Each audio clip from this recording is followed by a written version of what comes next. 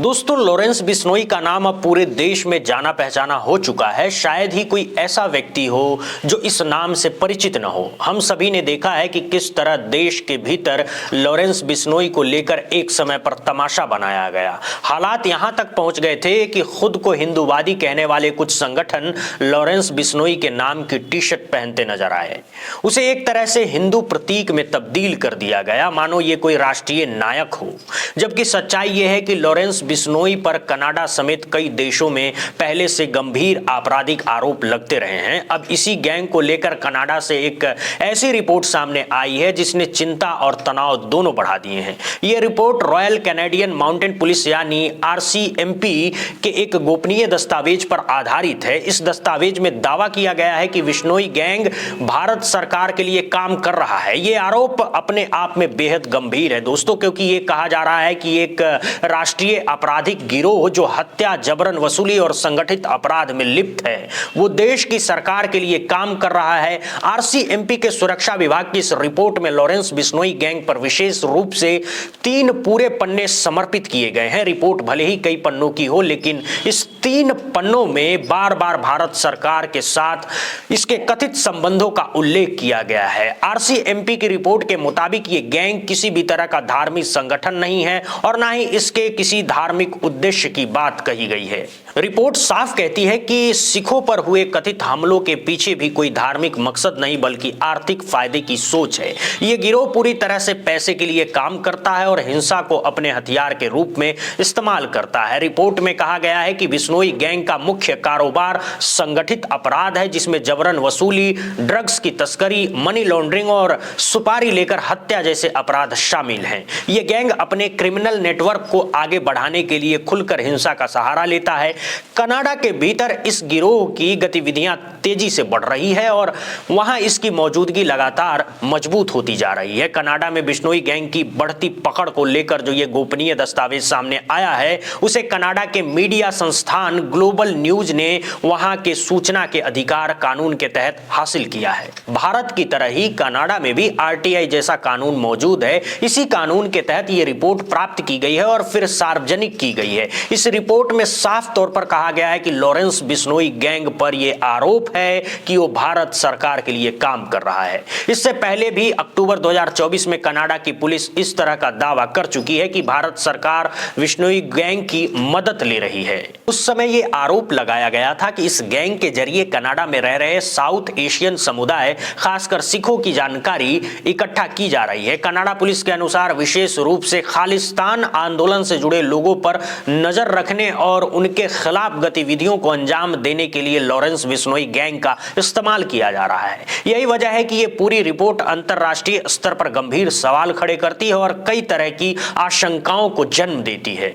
जब ये आरोप पहली बार सामने आए थे, तब भारत सरकार ने तुरंत साफ शब्दों में इनकार किया था। सरकार की ओर से कहा गया था कि लॉरेंस बिश्नोई गैंग से भारत का कोई लेना देना नहीं है। लेकिन इसके बावजूद 29 सितंबर 2025 को कनाडा सरकार ने औपचारिक रूप से लॉरेंस बिश्नोई को एक आतंकवादी संगठन घोषित कर दिया है, यानी एक ऐसा गैंग जो भारत से जुड़ा माना जाता है, जो कनाडा में सक्रिय है और जिस पर भारत सरकार के लिए काम करने के आरोप लगाए जा रहे हैं। उसी गैंग को कनाडा ने टेररिस्ट ऑर्गेनाइजेशन की सूची में डाला है। भारत सरकार ने इस पर जो आधिकारिक प्रतिक्रिया दी थी उसे याद करना जरूरी है दोस्तों। भारत ने कहा था कि अंतरराष्ट्रीय संगठित अपराध दोनों देशों के लिए गंभीर चिंता का विषय है और इससे निपटने के लिए सभी देशों को मिलकर काम करना चाहिए। भारत ने किसी भी तरह की सीधे या परोक्ष संबंध से साफ इनकार किया था, लेकिन इसके बावजूद कई ऐसे सवाल हैं जो आज भी अनुत्तरित है। कनाडा के आरोपों को आंख बंद करके सच मान लेना भी सही नहीं होगा, लेकिन कुछ घटनाएं और फैसले ऐसे हैं जो शक पैदा करते हैं कि कहीं ना कहीं कुछ ना कुछ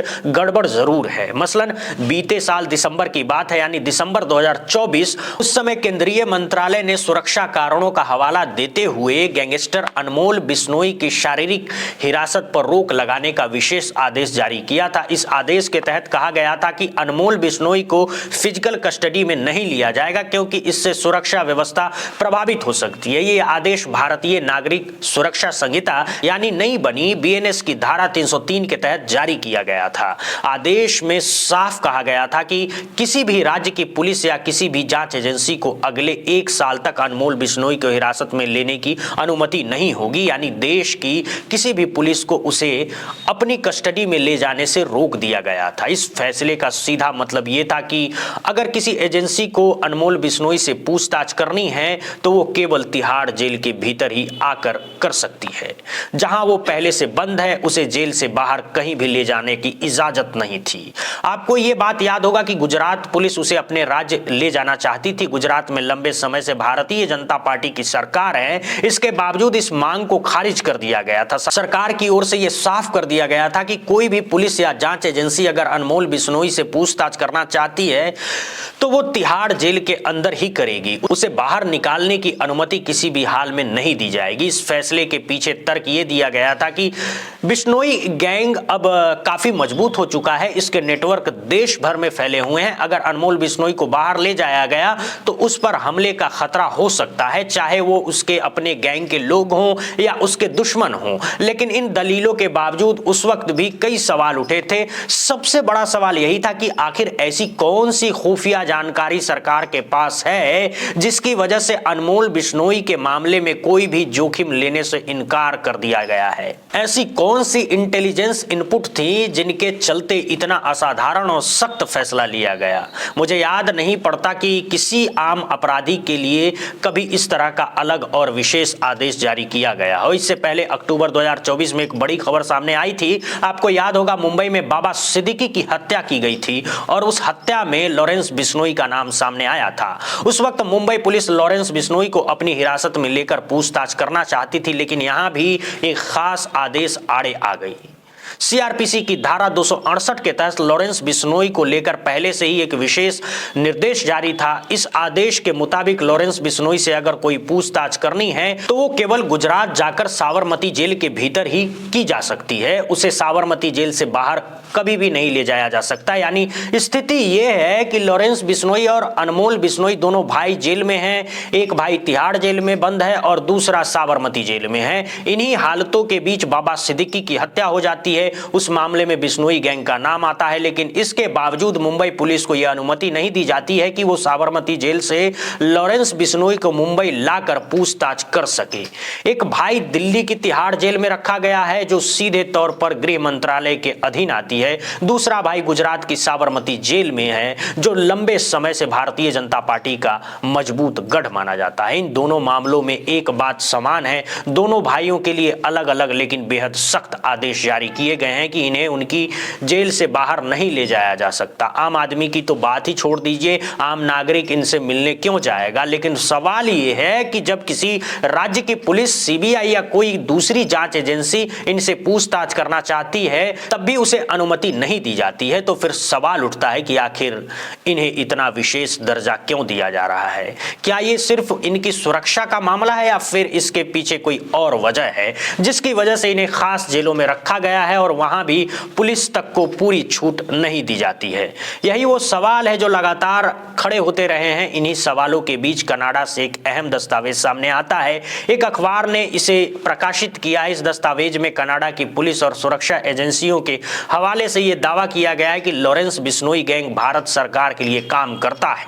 मुख्य आरोप यह है कि इस गैंग का इस्तेमाल कनाडा में रह रहे साउथ एशियन समुदाय के लोगों की जानकारी जुटाने के लिए किया जाता है। इसके साथ ही ये भी आरोप लगाए गए हैं कि सिख समुदाय के लोगों, खासकर खालिस्तान आंदोलन का समर्थन करने वाले लोगों के खिलाफ हिंसक गतिविधियों में इस गैंग का इस्तेमाल किया गया है। यहां तक कि सिखों की हत्या के मामले में भी इस गैंग की भूमिका होने का दावा किया गया है। ये पूरा मामला अपने आप में बेहद गंभीर है और चिंता पैदा करने वाला है। दोस्तों, अब तक भारत सरकार की तरफ से इस पर कोई स्पष्ट जवाब आया हो ऐसा मुझे तो नजर नहीं आया है। अगर आपको ऐसा कोई आधिकारिक बयान दिखे तो जरूर बताइएगा। मेरे हिसाब से ये देश की छवि से जुड़ा हुआ मामला है। किसी भी देश के लिए ये बहुत बड़ी बात होती है जब उस पर ये आरोप लगे कि एक आपराधिक गैंग उसके लिए काम कर रहा है। हालांकि मैं ये भी साफ कर दूं कि दुनिया में ऐसा पहली बार नहीं हो रहा है। कई सरकारें अलग अलग दौर में अपराध अपराधियों, गैंग्स या गैर सरकारी नेटवर्क्स का इस्तेमाल दुश्मनों से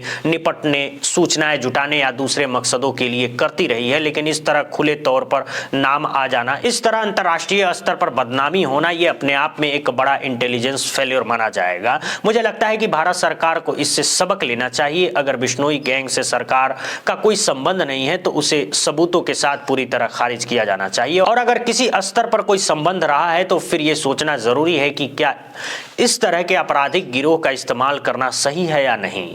बाकी फैसला आप खुद कीजिए, अपनी राय कमेंट बॉक्स में जरूर बताइएगा। आज के लिए बस इतना ही। बहुत बहुत शुक्रिया, बहुत बहुत धन्यवाद दोस्तों।